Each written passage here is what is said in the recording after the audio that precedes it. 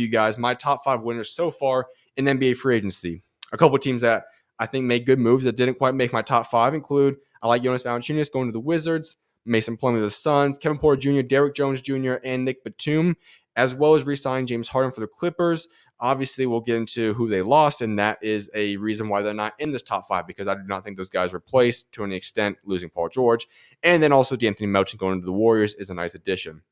Here are my top 5 winners in free agency so far. Starting number 5, Klay Thompson, and you get Najee Marshall going out to the Dallas Mavericks. I like this move. It has a chance to be very successful depending on what Klay Thompson we get to see in Dallas. Obviously, you have the pairing already, Kyrie Irving and Luka. Getting a sharpshooter like Klay should be able to do wonders. Now, that's obviously to be determined. There was a lot of ups and downs for the past season for Klay Thompson. On the other side of that, Najee Marshall, I like him. He's a great player. I think he's going to fill in great in that role. However, I'm not sure if there's much of an upgrade or in fact, I think it might even be a slight downgrade to what Derrick Jones Jr. was for this team. Number 4, the Orlando Magic. I love them adding caldwell-pope. He's a 2-time NBA champion. He's going to bring a winning mentality into that locker room. He is a veteran that can slot right into that shooting guard spot in the backcourt with Jalen Suggs. Obviously, we know you got Paulo and we got Franz at the forward spots. And down low, Wendell Carter for the time being. That is the one place I really would like to see them upgrade is at the big man. You need someone to compete in this new era of basketball. There's a lot of great big men. A lot of teams have at least a good big man or two that they're utilizing. So them getting another big man that either is paired with Wendell or starts over him would be huge for them.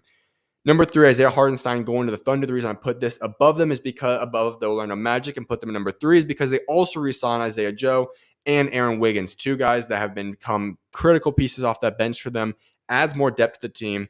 Love that addition for the Oklahoma City Thunder. At number 2, one that could very likely be number 1 for me in my books, although number 1 has made a lot of moves.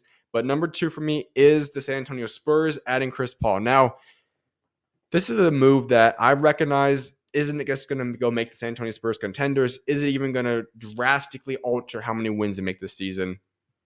Maybe, maybe not. But you're adding a first ballot Hall of Famer, one of the greatest point guards of all time, an incredible leader, guy that can still play at a pretty good level overall in this locker room that is filled with young guys. You just drafted Stephon Castle with the top pick this year. You have Wemby, you have Devin Vassell, you have Malachi Branham, Blake Wesley, Jeremy Sohan. You've got all these young guys. Now you get one of the greatest point guards of all time to come into this team and help mentor these guys, help develop these guys, teach them what they needed to learn and how to go through the ropes of an NBA season, and also just make them better at practice. And then also for the aspect of being alongside Wemby, we know that last year there was a lot of issues with getting Wemby the ball.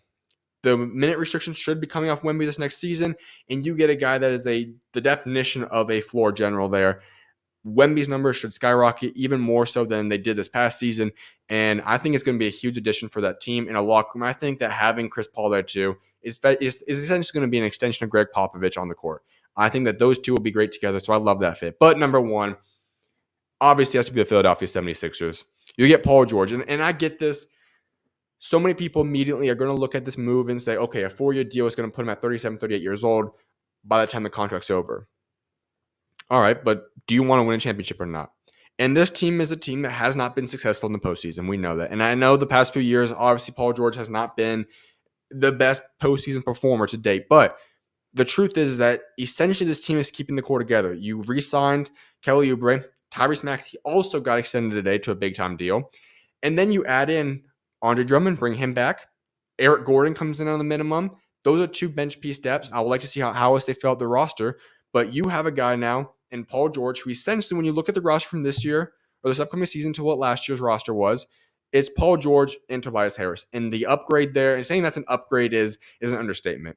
I think Paul George will be critical to this team. He is going to be a big-time player and is a clear-cut upgrade over Tobias Harris there. And so when you talk about this team, it all comes down to if Joel Embiid is healthy. If he's not healthy in the postseason, they're not winning it.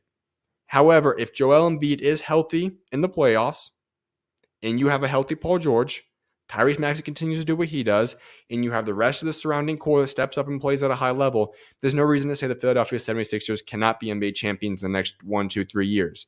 So I do love this move. It puts them up for success. There wasn't too many moves that could have made them better. That was realistic. A Jimmy Butler maybe is the one move I could see. If that was going to be realistic, you would need to do a trade there.